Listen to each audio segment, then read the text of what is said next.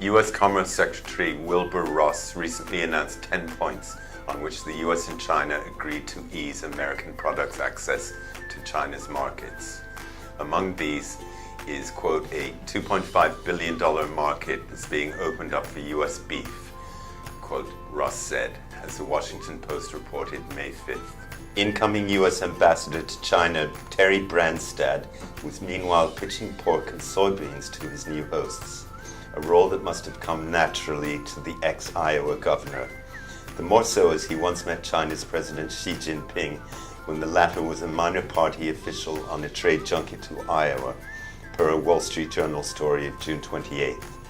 Sonny Perdue, U.S. Agriculture Secretary, likewise came cap in hand last week to try to persuade China to overturn its long-standing bans on U.S. rice and poultry and allow their export to the Middle Kingdom, per a June 30th report by agripulse.com. National Cattlemen's Beef Association President Craig Uden has been vociferous in his praise for these efforts.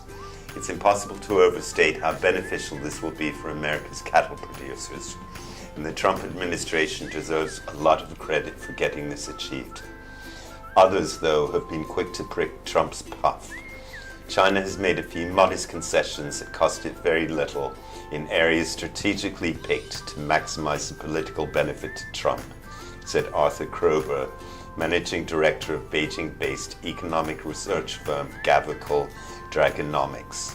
The Washington Post quoted him as saying May 11th.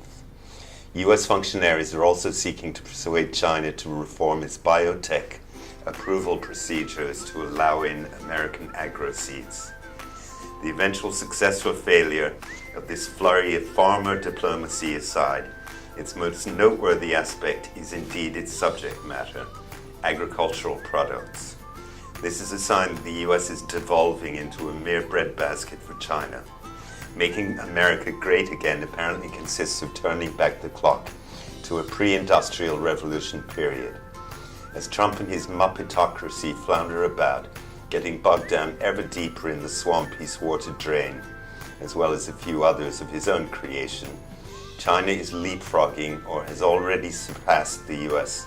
in artificial intelligence, deep learning, big data, driverless vehicles, new energy vehicles, drones, etc.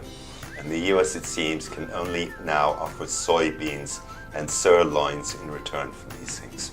This role inversion, which would have been utterly unimaginable 20 years ago, truly highlights the danger of the US enshrouding itself in national introversion and isolationism.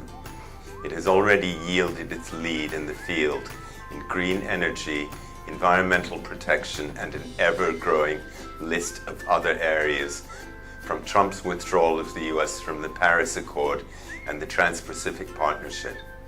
Countries that close themselves off from the wider world in a fit of self-absorption have a lot of catching up to do when they wake up and start looking around them again, as no country knows better than China. China is now regaining the ground it lost from its own era of isolationism, and it is doing so at US expense, with what looks strangely like US connivance.